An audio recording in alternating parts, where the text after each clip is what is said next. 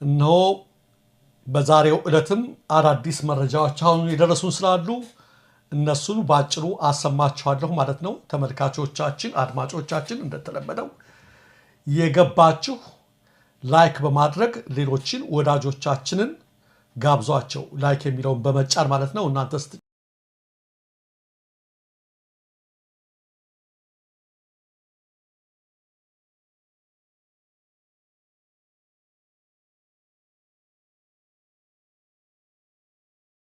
ማለት ነው። መቲ አመሰግናለሁ።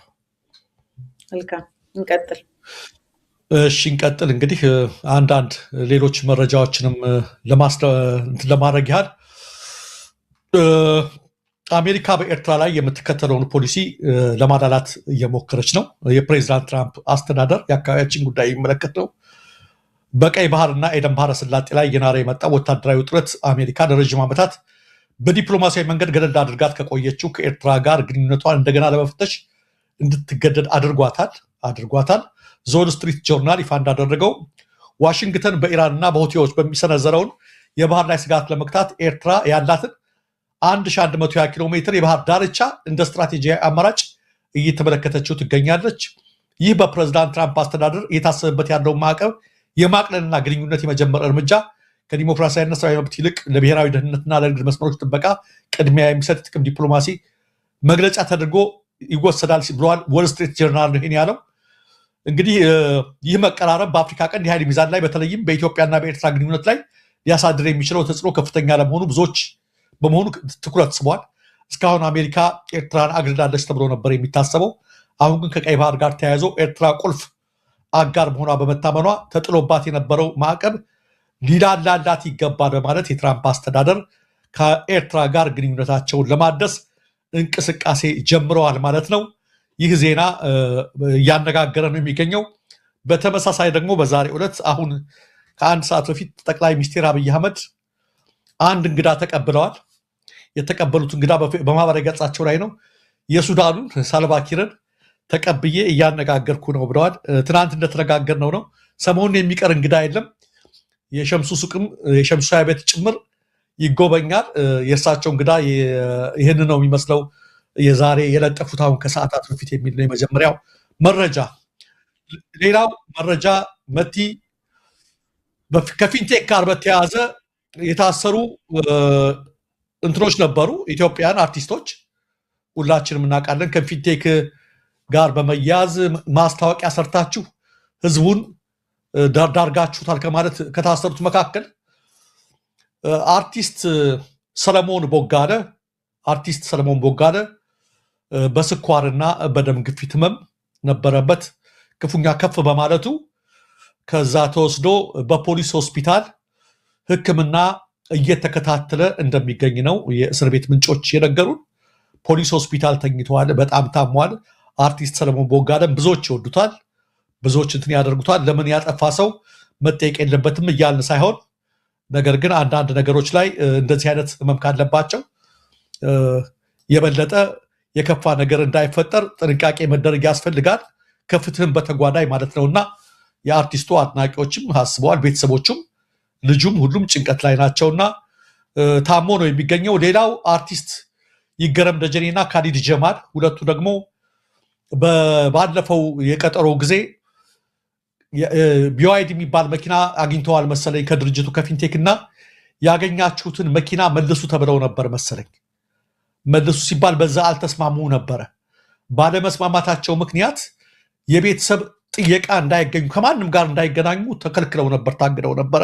አሁን እንደነገሩ ምንጮች በትናንትናው የፍትህ መድረክ ላይ ችሎት ላይ ማንም ሰው እንዳያገኝን ታግደን እየተሰቃየን ነው፣ የጣቢያውን ምግብ አልተስማማንም፣ ምግብ አይቀርብልንም፣ ከፍተኛ ችግር ላይ ነን ብለው በማመልከታቸው ምክንያት ፍርድ ቤቱ አቤቱታቸውን ሰምቶ ቤተሰቦቻቸው እንዲጠይቋቸውና ምግብ ከቤተሰቦቻቸው እንዲቀርቡላቸው ትዕዛዝ መተላለፉን ሰምተናልና ከፊንቴክ ጋር በተያያዘ ነገር የታሰሩትም አርቲስቶች ጉዳይ እያነጋገረ ይገኛል። ምቲ ሌላው መረጃ ህወሓት፣ ባይቶና፣ የአሲምባ ዲሞክራሲያዊ ፓርቲና አክሱማይት ዋዕላ ፓርቲዎችን ያቀፈው የጋራ መድረክ በትግራይ ያለምንም መዘግየት አዲስ መንግስት መመስረት አለበት ሲል ዛሬ ባወጣው አዲስ መግለጫ አቋሙን ገልጿል። የአብይን የብልጽግናን ይሄ የታደሰ ወረደን አንፈልግም በማለት ህብረት ፈጥረው ማለት ነው ከህወሓት ጋር። ይህ መድረክ ጊዜያዊ አስተዳደሩ ህጋዊነቱ እንዳበቃና ቅቡልነቱንም እንዳጣ በመግለጽ በምትኩ አዲስ መንግስት እንዲቋቋም የጠየቀው ፌደራል መንግስቱ ተፈናቃዮች ወደ ቀያቸው እንዳይመለሱ በመከልከል የትግራይ ህገ መንግስታዊ አስተዳደር ወደ ነበረበት እንዳይመለስ በማድረግና የታጠቁ ኃይሎች በትግራይ ላይ ጥቃት እንዲከፍቱ በማገዝ የግጭት ማቆም ስምምነቱን በቀጥታ ቢሆን በተዘዋዋሪ ጥሷል በማለትም ከሷል። ስለዚህ ምንድን ያሉት ትናንትና ከትናንት ወዲያ ህወሓት ብቻ ነበረ አልቀበልም ያለው የጀነራል ታደሰ ወረደን ጊዜያዊ አስተዳደር ወይም ብልጽግና ወይም አብይ አህመድ የሾመውን አስተዳደር አንቀበልም ያለው ህወሓት ነበር። አሁን ግን እነ ባይቶና ሁሉም ያሉበት መድረክ ዛሬ መግለጫ አውጥተዋል። በፍጹም አንቀበለውም፣ ከአሁን በኋላ አብቅቶለታል በማለት ይህንን መግለጫ ከህወሓት ጋር አብረው እንትን ብለዋል።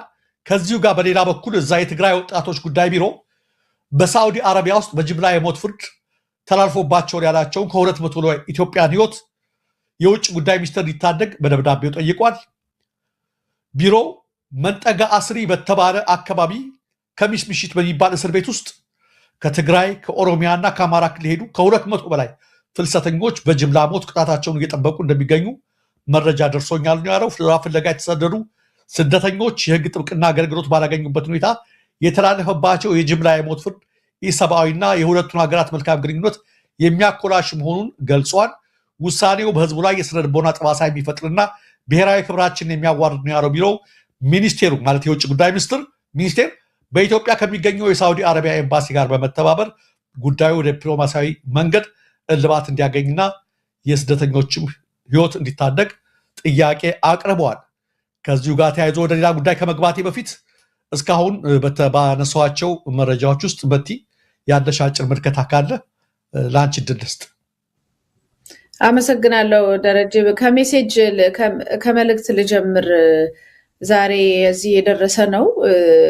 አንድ ጥቆማ ለመስጠት አስቤ ነበረ ይላል። እውነት ነው። ከነገ ወዲያ እሑድ ጠዋት የለንደን ማራቶን ይካሄዳል። በጣም ታዋቂ ትልቅ ብዙ ህዝብ የሚሳተፍበት ነው የለንደን ማራቶን እና ሩጫው በመላ ዓለም በተለያዩ የቲቪ ቻናሎች ስለሚተላለፍ በብዙ ሚሊዮኖች የሚቆጠሩ ሰዎች ላይቭ ይከታተሉታል። ስለዚህ ይህን ወርቃማ አጋጣሚ በመጠቀም እዛ የምትኖሩ ኢትዮጵያውያን በተለያዩ ቦታዎች ላይ የቴዲን ዳስጣል ሙዚቃ በጉልህ በማጫወት እና ባንዲራ በማውለብለብ ሞቅ ብታደርጉት አገር ቤትም ሩጫውን በቀጥታ ስለሚተላለፍ ታሪክ መስራት ይቻላል። ይሄ ህገወጥ ስራ አይደለም። እንደውም አዘጋጆቹም ሌሎቹም ደስ ይላቸዋል፣ እንደዚህ ባህላዊ ነገር እንዲደምቅላቸው ይፈልጋልና ይህንን መልእክት እባክሽን ብታስተላልፊልን ብሎ አስተላልፏል። በጣም እኔ በበኩሌ በጣም ቆንጆ ሀሳብ ነው ብዬ ነው የማስበው። ስለዚህ ለንደን ማራቶን የምትሳተፉ በየዳርዳሩ ላይ ወይም ስቴሽኖች አካባቢ ባንክመንትን በየትኛውም አካባቢ የምትወጡ ሰዎች በስፒከር ዳርዳሩ ላይ ሆናችሁ ዳስጣልን እያሰማችኋቸው ይሩጡ፣ ይሄዱ።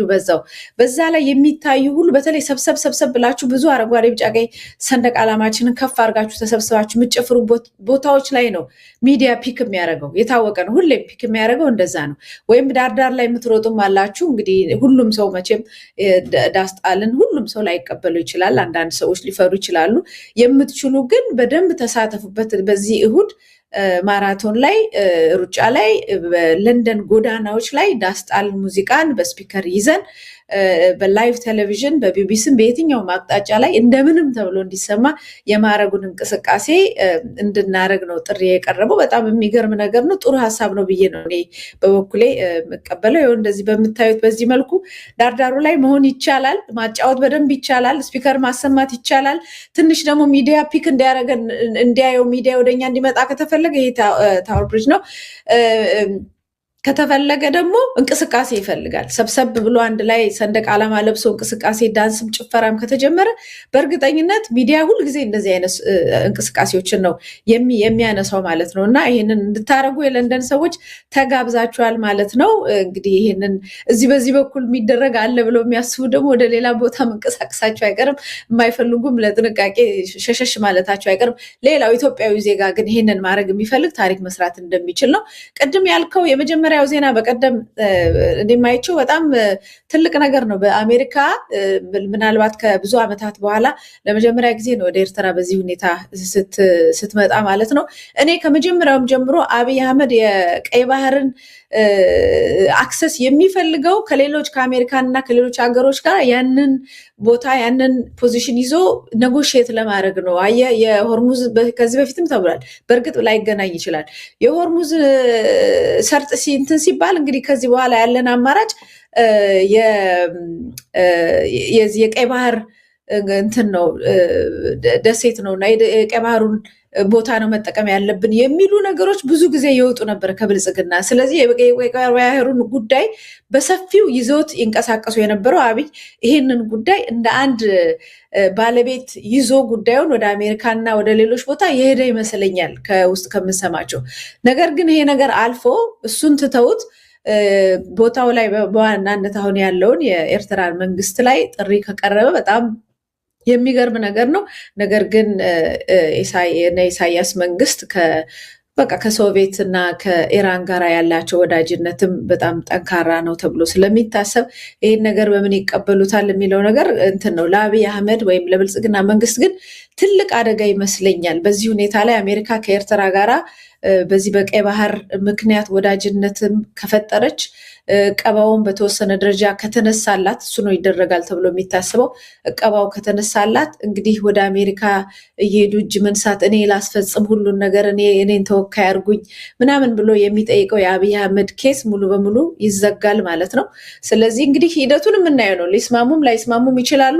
ግን ሂደቱ በጣም ከባድና አደገኛ ነገር ነው ለብልጽግናው መንግስት፣ በተለይ በግሉ እየተሯሯጠ ይህን ጉዳይ ሰራለሁ ብሎ ለሚንቀሳቀሰው ለአብይ አህመድ ማለት ነው። ደረጀ ሌሎቹ የከያንያኑን ነገር ያው በጣም ያሳዝናል። ከዚህ ቀደም እንደተናገርኩት 1 ሳምንት ተጨማሪ ምርመራ ጊዜ ተጨምሮባቸዋል። በዚህ ሳምንት ያው ህመሙ ምኑም አለ።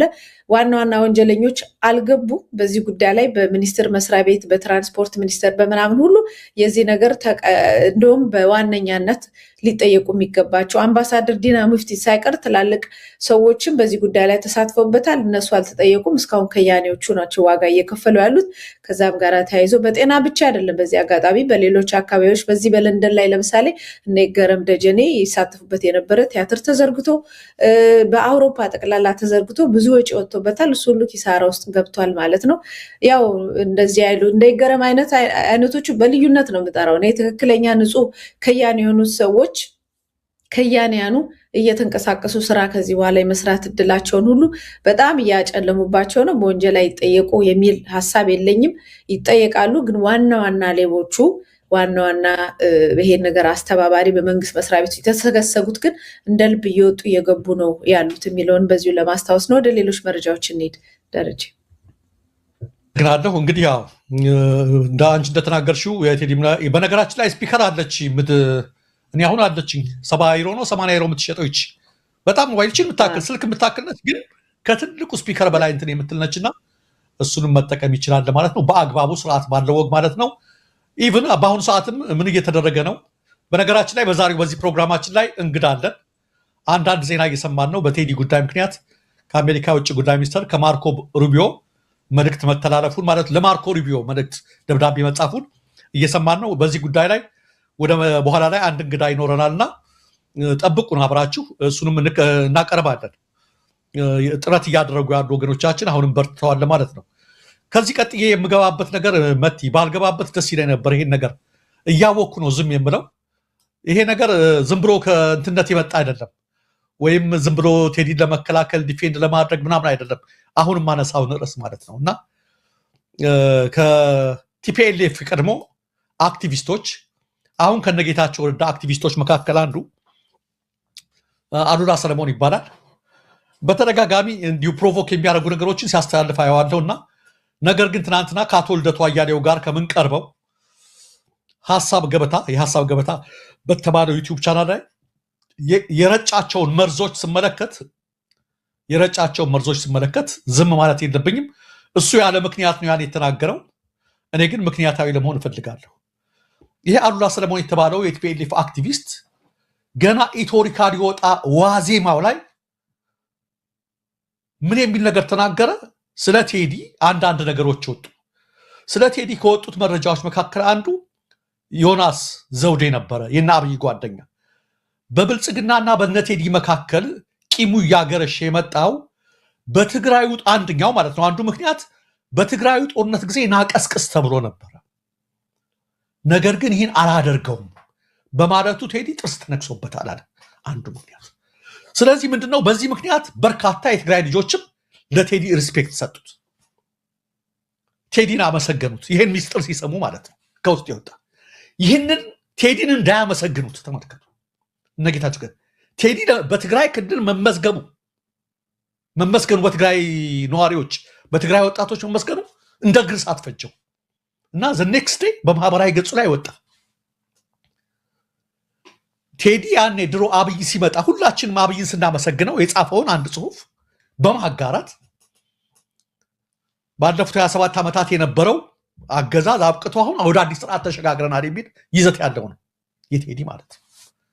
ቴዲ እኮ ይሄን የጻፈ ነው ከብልጽግና ጋር ትግራይን የሚጠላ ነው ብሎ እንደዛ ብሎ አሰራጭ። ልብ በይ መቲ፣ አድማጮቻችን ልብ በሉ። ቴዲ ያንን የጻፈው የኢትዮጵያ ሕዝብ ከዳር እስከ ዳር አብይን ገና በተቀበለበት ጊዜ ነው።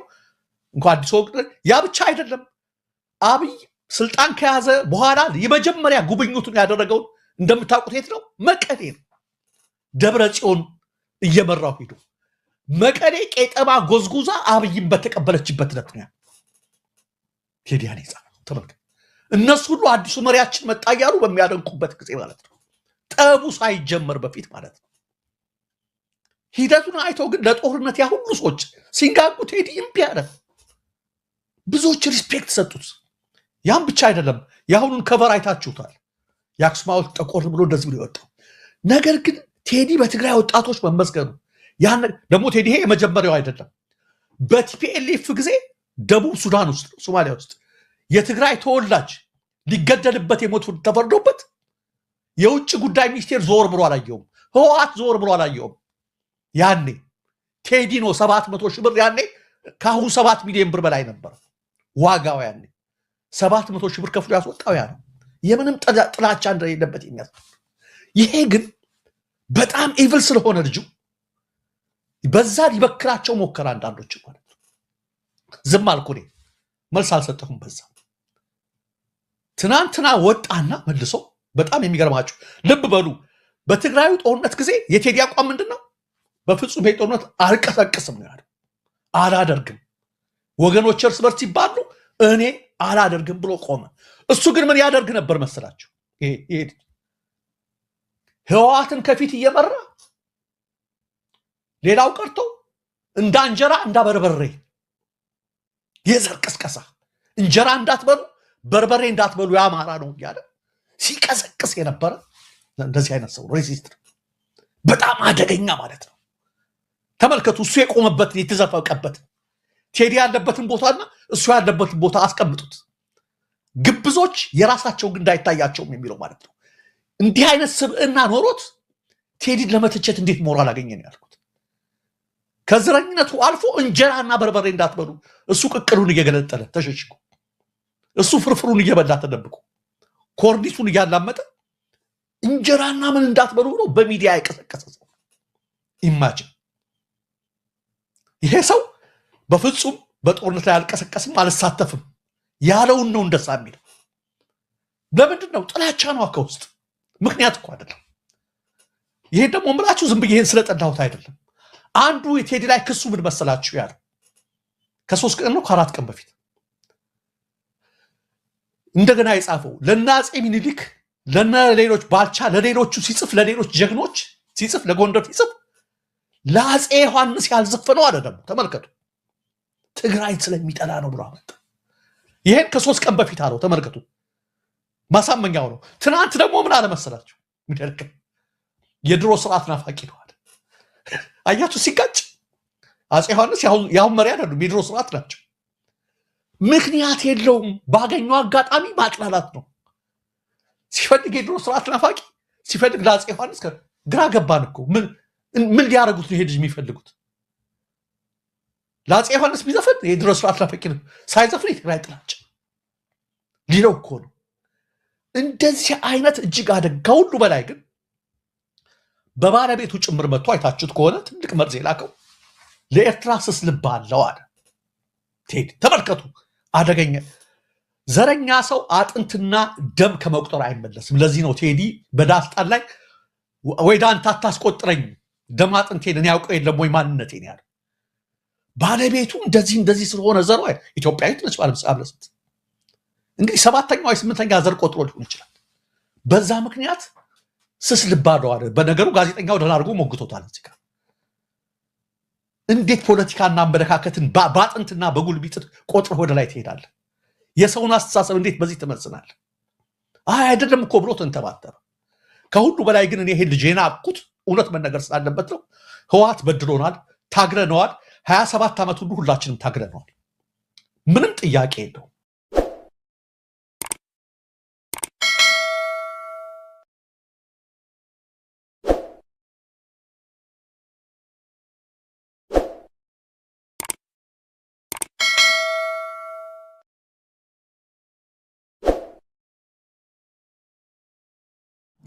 ሊሊና ባቡሬ ሊጋቡ ነው። የቤዛ ወንድምና ቤዛ ለሊሊ በጣም መጥፎ ነገር አቅቶላታል ማለት ነው። አካክስቷ ጋር ተመሳጥሮ ሌላ ነገር አሁንም ሊሰሩላት ተዘጋጅተዋል ማለት ነው።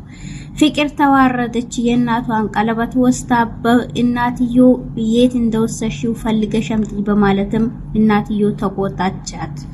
ሮታ ዶክተሩን አፍቅራ እንግዲህ ወዲ ያለች ነው። አሰላሙ አለይኩም ወራህመቱላሂ ወበረካቱ። ሰላም ጤና ይስጥልኝ። የተወደዳችሁ የተከበራችሁ የቻናሌ ቤተሰቦች ሰላም እዝነት ፍቅር አይለያችሁ እያልኩኝ ቤተሰቦቼ ውድ ኢትዮጵያውያን ውድ ኤርትራውያን ሰላማችሁ እዝነታችሁ ብዝት ትርፍ ይበልልኝ። በየዓለም ዳርቻ ያላችሁ አላህ Subhanahu Wa Ta'ala ይጠብቃችሁ ይጠብቀን እያልኩኝ ዛሬ ይዤላችሁ የመጣሁት ሰራተኛው አደይ ክፍል 234 ነው። ከባለፈው እየቀጠለው ይዤ የመጣሁኝ ማለት ነው።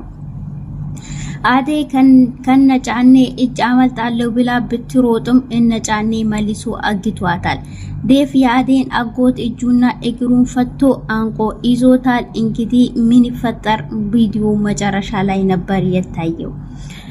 ሮታ ዶክተሩን አፍቅራ ዶክተሩ ጋር አስሬት ይመላለሳለች። ዶክተሩ ግን ሊገባው አልቻለም። እሷ ግን በሚገባው መልኩ ብዙ ጊዜ ብትሄድም ብትመላለስም ምንም ሊገባውም አልቻለም። ጥሩን ፊት ስላልሰጣት እሷም ትንሽ ሲያወራት ሁሌ ማክሮፍ ስራዋ ስለሆነ አሁን የመጨረሻ እንግዲህ ዶክተሩን ሄጄ ስራ ፈልግልኝ እለዋለሁኝ። አስሬ እሱ ጋር ከመመላለስ ለምን እሱ ጋር ሆኜ ስራ አልሰራም በማለትም ካሹ ጋር ተመካክሮ እንግዲህ እዛው ስራ ፈልግልኝ ትለዋለች።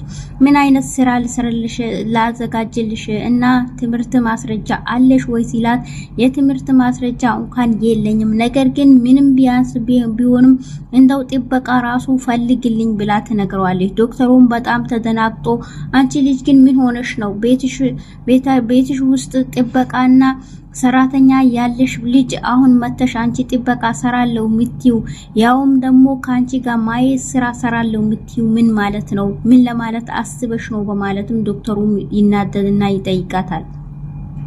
እኔን ምንም ነገር እንዳትጠይቀኝ፣ ነገር ግን ፈልግልኝ ብዬሃለሁ፣ ፈልግልኝ አንተ ለአደይና ለነ ዳይመንድ ኪንጎ ቢሆን ኖሮ ፈልገ ታዘጋጅላችሁ ነበር፣ ለኔ ስለሆነ ነው እምቢ ያልከው በማለትም እሷም ተናዳ እሱን ታናግረዋል።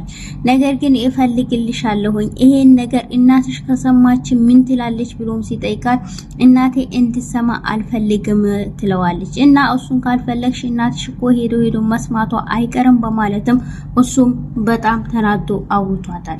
ኪንጎና ዳይመንድ ሊታገቱ ነው። ኪንጎና ዳይመንድ የሚታገቱበትም ምክንያት ዶክተሩ ሄዶ ፖሊሱን አናግሮ የሆነ ወረቀት አስገባልኝ በማለትም ሲጠይቀው ይሄ ድርጅት በጣም ታዋቂ ድርጅት ነው፣ ነገር ግን የሚያስገባው መድኃኒቶች ሁሉም ህገወጦች፣ በዛ ላይ ደግሞ መድኃኒቶች ቀናቸው ያለፉ መድኃኒቶች ነው የሚያቀርበው በማለትም ለሱም ሲነግረው በቃ የሚያቀርብልኝ ሰው እፈልጋለሁኝ እፈልጋለሁኝ በማለትም ነገር ግን አንተን ግን እንዳይ በማለትም ሲነግረው ችግር የለም ብሎ ነበር ወርቀቱን የተቀበለው። በዛን ሰዓትም እኔ ምን ብዬ ነው ማስወስላችሁ ሲል እዚህ ድርጅት ላይ መድኃኒት እፈልጋለሁ ብለህ አስገባ ሲለው እሺ ብሎ ይሄም ዶክተሩ ማን ልናገር በማለት ሲያስብ ኪንጎና ዳይመንድ ለምን አነግራቸውን በማለትም የፈለጋቸው ያለ ኪንጎን ያገኘዋል። ኪንጎንም ሲጠይቀው ዳይመንድ የለም ወይ ሲለው አዎ የለውም ይሄን ወርቀት ልታስቀቡልኝ ፈልጌ ነበር እኔ ደግሞ ስራ ላይ ስለሆንኩኝ በማለትም ሲጠይቀው ችግር የለም ወስጄ አስገባልሃለሁ የት ነው ሲል ይሄንን ድርጅት ውስጥ አስገባ ይለዋል። በዛን ሰዓትም ወርቀቱን ተቀብሎ አንብቦ ሲያየው ሁሉም ወርቀቱ መድኃኒቱ ቀኑ ያለፈበት መድኃኒት የሚቀርብበት ድርጅት ነው። ከዛም በኋላ እሱን ይዞ ሲሄድ የራሱ ኪንጎ የሚሰራበት ድርጅት ሆኖ ተገኘ። እንዴ ይሄ ዶክተሩ ምን አስቦ ነው ለኔ ምን አቅዶ ነው በማለትም በመናደድ እንዴት እንደዚህ አይነት ነገር ይለኛል በማለትም ተናዶ ዳይመንድን ደውሎ ይጠይቋል። ዳይመንድም ምን ሆነሃል ሲለው አረ ምንም አልሆንኩኝ ሲለው እና እዚህ ጋር አፈልጋለሁ ሲለው ብሎ ሲጠይቀው ኪንጎና ዳይመንድና ሁለቱም ቅምጥል ተቀምጦ ነበር። በቃ ቅምጥል አንቺ ተቀመጪ ኪንጎ ፈልጎኛል ደርሼ እመጣለሁ በማለትም ኪንጎ ጋር ሲሄድም ያየው ቦታ ግን ኪንጎ የሚሰራበት ቦታ ነው። እንዴ ይሄ ልጅ ምን ሆኖ ነው ምን ነክቶት ነው ይሄ የሚሰራበት ቦታ አይደለም ወይ ብሎ ከውጭ ቆሞ ሲያይ ኪንጎም ተደብቆ ያየው ነበር። ከዛም በኋላ ዳይመንድ ና ብሎ ይጥራዋል። እንደዚህ ብሎ ዶክተሩ እንዲያረገ ብሎ ሲነግረው እንዴት ዶክተሩ ላንተ እንዲ ሊያረግ ይችላል እንዴት እንደዚህ ይለናል እንዴት እንደዚህ ሊደፍረንቻል በማለትም ዳይመንድ በጣም ተናዶ ወደ ዶክተሩም ይሄዳል። ዶክተሩ አንተ ምን አስበህ ነው እንደዚህ የምታረገው ለኛ ምን ብለህ ነው ይሄን ያህል እንደዚህ ስታያን ደንቆሮ መሰናህ ወይ በማለት በመናደድ ዶክተሩን ሄዶ አንቆ ይዘዋል። በዛን ሰዓትም ዳይመንድ ተረጋጋ በር ሳታንኳካ እንዴት ትገባለህ ሲለው እኔ ምንም ምረጋጋ ነገር የለም እንዴት ነውስ ምረጋጋው ለኛ እንደዚህ አይነት ነገር እንዴት ታስብልናል እኛ ካንተ ይሄን አንጠብቅም አንተም እንደዚሁ ለካ ሊሊን እንደዚህ የምትለው በቤዛ አማካኝታ ቤዛን ይሄን ያህል እንደዚህ ያረካል ለካ አንተ ነህ እንደዚህ የምታረገው ለካ ሊሊንም ያሳመምካት አንተ ነህ በማለትም ተናዶ ዶክተሩን ይናገረዋል። ዶክተሩም ተናዶ እንዴ አንተ ስማኝ እኔ ምንም የሚያውቀው ነገር የለም ነገር ግን ሁሉንም ስለ ሁሉም ነገር አስረዳሃለሁ ተቀመጥና አዳምጠኝ ሲል በፍጹም ያንተን መቼም እንደዚህ አልጠብቀህም ነበር በማለትም ተናዶ እሱም ይመለሳል ማለት ነው። በዛ ሰዓትም ዶክተሩም ስለ ሁሉም አስረዳቸዋለሁ እኔ የማውቀው ነገር የለም እኔ በሰዓቱ ስራ ላይ ስለሆንኩኝ ከዛም ሳስብ እናንተ ስራ ስለሌላችሁ ለምን ለነሱ አልሰጣቸውም በማለት አስቤ ነው እንጂ ለሌላ ነገር አይደለም በማለትም ያስባል። በፍጹም ኪንጎ ስለ ድርጅቱ ታውቃለህ ወይ ስለው እኔ እዛ ድርጅት ውስጥ ነው የምሰራው ይሄም ድርጅት ውስጥ ደግሞ ሁሉም ነገር የሚያቀርቡት ጊዜ ያለፈበት ኪኒንና ሁሉ ነገሩ በጣም መጥፎ ነገር ነው በማለትም ይናገራል። በቃ ኪንጎ ሁሉንም ነገር ትነግረኛለህ ስለዚህ እኔም ለፖሊስ አቀርባለሁ ብሎ ሲናገረው በፍጹም ይሄን ነገር አላረግም በማለት ኪንጎም ዳይመንድም በጣም ተናዶ እኔንም አታስጠጋኝ በማለት ዳይመንድም በጣም ፈርቶ እንግዲህ ሁለቱም ትቶ ይወጣሉ ማለት ነው።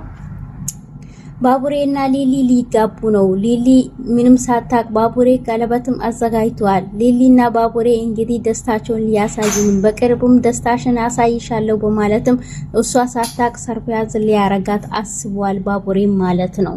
የቤዛ ወንድምና ቤዛ ሁለቱም እንግዲህ ለሊሊ ተንኮልና ሴራቸው አሁንም አቀዱላታል። ያቀዱላትም ምክንያት ወዴት ሄደሽ ነበር በማለትም ሁለቱም መንገድ ላይ ሲገናኙ እሱም ፍቅርና የፍቅርን እናት አይቶ ከኋላቸው የተከተለ ፍቅር ግን አይተዋለች የፍቅር እናት አላየችም። ከዛ በኋላ ፍቅርም እንዴት ብላ ለማናገር ስላልቻለች የተከተላቸውም በዛን ሰዓትም ቆሞ ያያት ተደብቆ በያያት እያለም ቤዛ ታገኘዋለች። አንተ ምን ፈልገህ ነው እዚህ ጋር ምን እየሰራህ ነው በማለትም እሱንም አስተንግጣ ስታወራ አይ ምንም አይደለም በማለት እንግዲህ ሁለቱም አንቺ ስኬት እየመጣሽ ነው ሲል ወደ ሊሊ ሄጄ ነበር ላናግራት እና እንዴት አረክሽ ተሳካልሽ መቼም አይሳካልሽም እንኳን የሷን ይሄን ሁሉ በማለት ሲነግራት ለዛሬ ያልተሳካልኝም በማለት ትነግራች። በቃ እንደዛ ከሆነ ለምንድነው በአክስቷ በኩል አንሞክርም? አክስቷን ካወቅሻት በማለትም ይጠይቃታል። አክስቷን እንኳን እኔ አላቃትም፣ ነገር ግን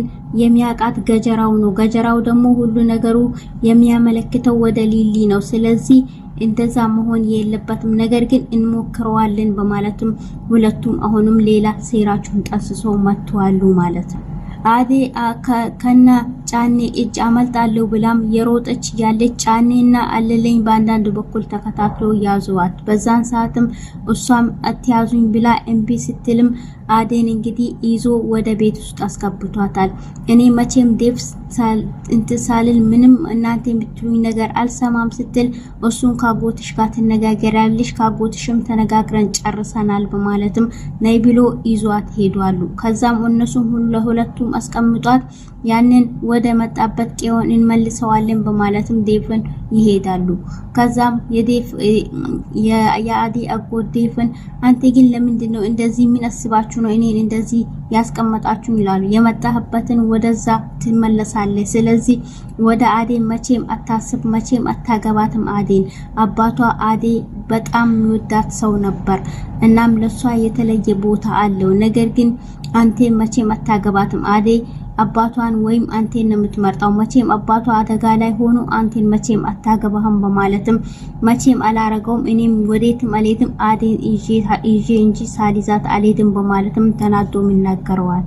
በዛን ሰዓትም የሄለን አጎት መጀመሪያ ላይ መጥቶ ምንድነው የሚያንኮሻክሸው? የምንድነው ድምጽ የምሰማው? ሌላ ከብት ገዛ ወይ ብሎ ሲለው አረ የመጀመሪያዎች ናቸው እነሱ ነው የሚያንኮሻክሹት፣ አረ ግን በጣም ድምጽ የሰማው ነው ሲል ምንም ድምጽ የለም ብሎ የሄለንን አጎት ሳይገባ ከበር ነበር የመለሰው ማለት ነው። በዛን ሰዓትም የሄለን አጎት ተመልሶ እየሄደ ያለ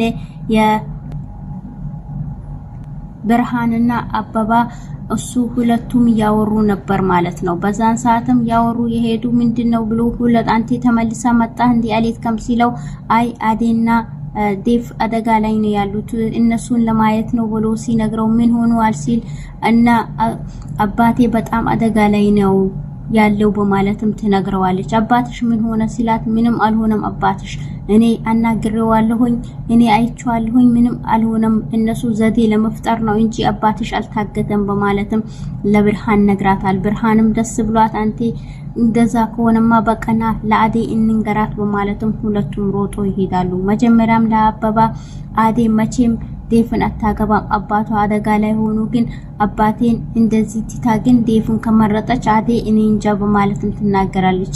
አንቺ ግን ከመቼ ጀምረሽ ነው ለአባትሽ መንቆርቆር የጀመርሽው ሲላት እኔ አባቴ እንደዚህ ነው ብዬ መናገር የግድ አይጠበቅብኝም፣ ነገር ግን እኔ አባቴን በጣም ነው የምወደው በማለትም ብርሃንም ትናገረው ነበር ማለት ነው።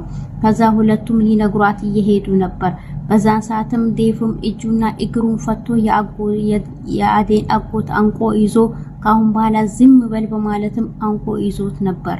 በዛን ሰዓት ነበር እንግዲህ ዴቭ ፈታል ወይስ አይፈታም፣ አዴና ዴቭ ይገናኛሉ ወይስ አይገናኙም ምናቀው ነገር የለም ማለት ነው። ፍቅር የፍቅርን እናት የእጇን ወርቅ ወስታ ለቤዛ ሰጥታታለች።